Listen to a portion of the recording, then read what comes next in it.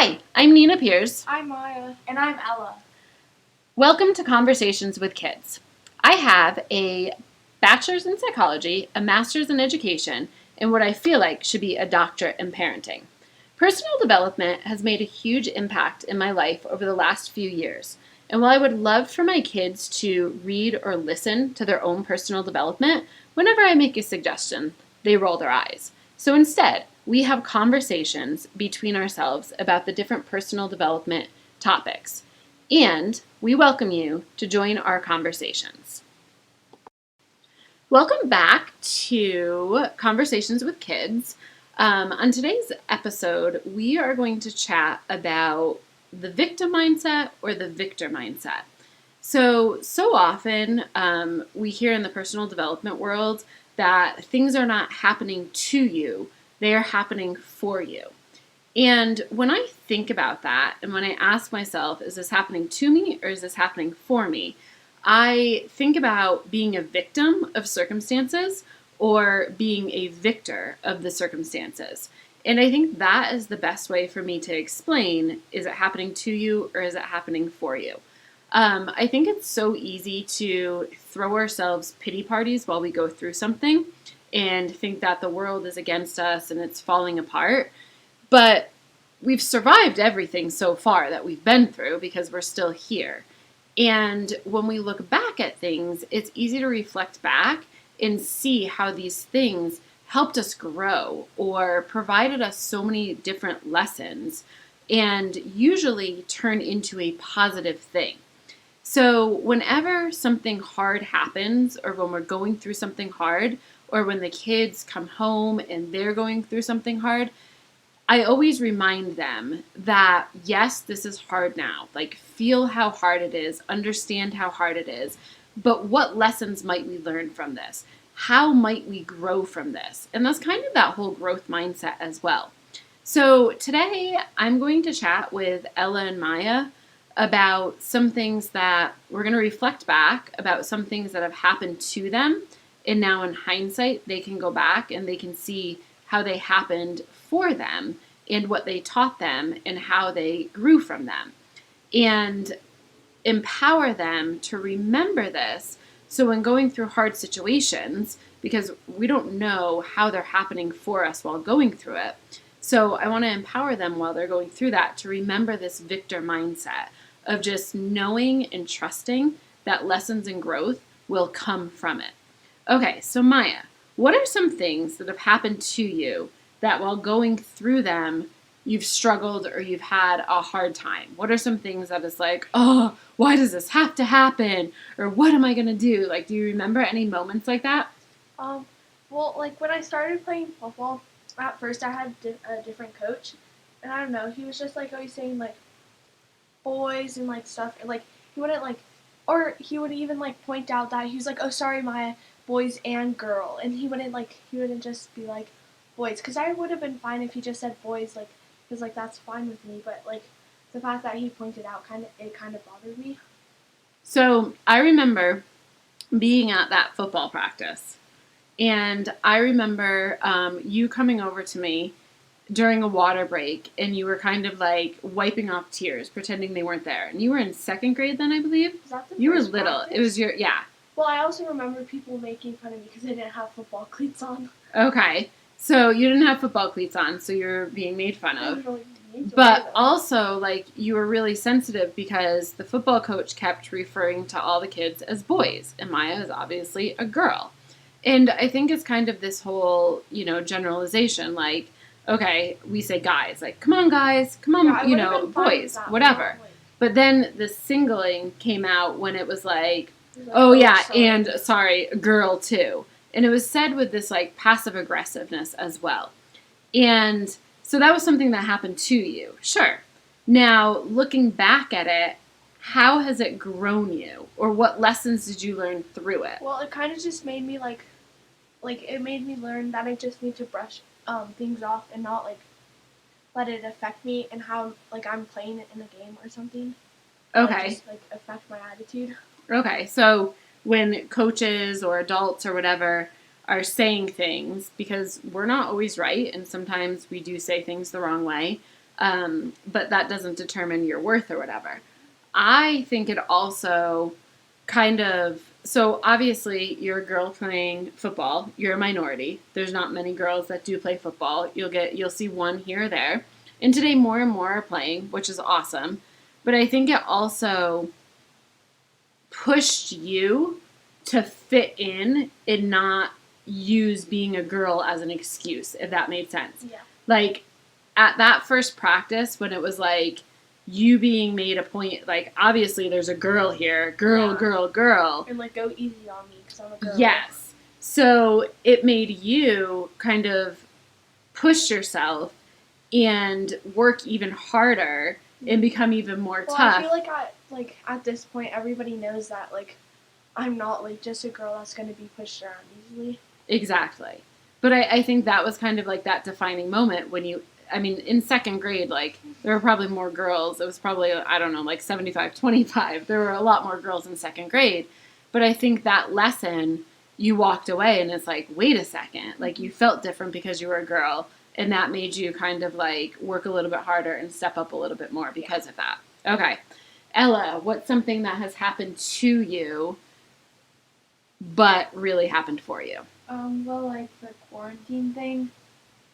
So what's the quarantine thing? Well, because of like the coronavirus or whatever, all like our sports got canceled and we had to like stay home, you know, like it's not like we could go to school or anything.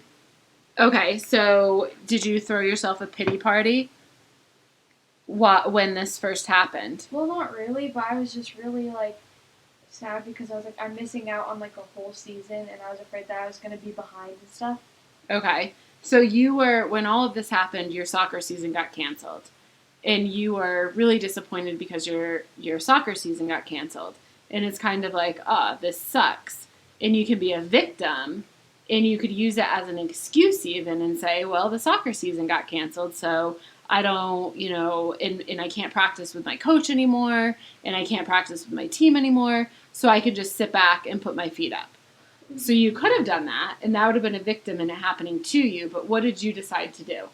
Well, like I started training by myself and like doing like more workouts and stuff like that, and just like working on becoming like a better player and stuff like that.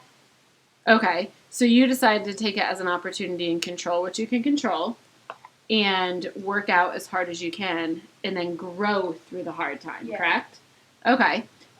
So I think that is something that you can take moving forward as well, right? So when it feels like things are out of your control, can you step back and can you say, what can I control in this situation? Yes. How can I learn from this? How can I grow? And again, this is like the self-talk that I teach the kids. So when they're feeling like something's happening to them, I always allow them to feel it. And I think it's so important to feel what you're going through. But then once we kind of get through that, then I get to this point and I say, okay, now what can we learn from this? How can we grow through this? And then when it seems like there's so much out of our control, I always bring it back and say, okay, what can we control in this situation? And again, how can we grow through it? And I think, it's easy to think that things are out of our control, but 9 out of 10 times, there's more in our control than there is that's out of our control. So if we can just change that mindset, and I think it goes with adults too. When something happens to us, we just want to throw our hands up and we want to give up and we want to have a pity party and we don't understand it. But like I said at the beginning of this, we're still here. So obviously all of the hard things that we've gone through in the past, we've grown through. And when we look back, we can understand that. Like I faced several struggles, really big ones and just little ones that felt so big going through it. But I'm still here, and looking back, I can understand how they grew me and how I became a better person. So I think using that past and that reflection really helps. But I think it's really knowing how to reflect and how to talk yourself through it. So you think about what you're going through and then talk yourself through it. Okay, what can I do? What is in my control? What are the things that I can do to take action on? How can I learn from this? How can I grow from this? And then you come up with a plan B. And, you don't need to go into everything in life with a plan A and a plan B, but when things feel out of control or when they're not going as planned, that's when you take that step back. You have that conversation with yourself. So as a mom, I am constantly having conversations with the kids about this. Whenever going through anything, like I think I probably have it would seem like I have a script because I'm always like, okay, but what can you control in this situation? Okay, what can we learn from this? Okay, how can we grow from this? And I would say those are probably the 3 questions that I think we need to be asking as parents. But we also need to give our kids permission to feel.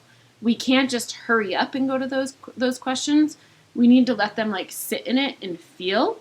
And then after they sit in it for a minute, they feel it, then we can go on to those questions and ask a plan B. So girls, do you have anything else to add or any other examples of things that have happened to you and now you understand have happened for you? Another thing was like soccer. My first year with like the bigger club and stuff, it was kind of like hard and like the girls weren't exactly like friendly or whatever. And like I felt like I was like getting worse instead of getting better and stuff. So that happened to you? Yeah. Okay, so what did you do? You threw yourself a pity party. Sure. Yeah, but it wasn't a long pity party, just a quick pity party, right? Uh-huh. And then you allowed yourself to be a victim and you would blame other people and not take responsibility. And then what happened? How did you turn it around? Well, I don't really, I guess that like, I don't know, I just learned that like what other people think isn't like always true and stuff. And that like, I just have to worry about myself and not others, I guess. And lead by example, right? Yeah. Like, be the better person. We always say be the better person. We always say, like, bring the energy and change the energy. And you can't control other people, but you can control how you react and you can control how, like, the energy that you bring to relationships and everything. Now, how, looking back at that, and you're still kind of going through it. So this is something that's, like, interesting because you're still kind of going through it. How did that happen for you? So going back to those questions, what can you control in this situation? How did you learn and how did you grow from it? Well, Or how are you growing and learning from it Well, since you're still in it? I could like control myself. So like some of the girls are kind of avoided and like, or like I would kind of, I don't know, like we would like talk about it and that helped or something. And like I tried to become like more of a leader and become like, you know, I don't know. I think it also made me better at like being like making friends almost because like all the new girls on the team, I would always like partner with them and make sure that they didn't feel left out like I did and stuff like that. Okay.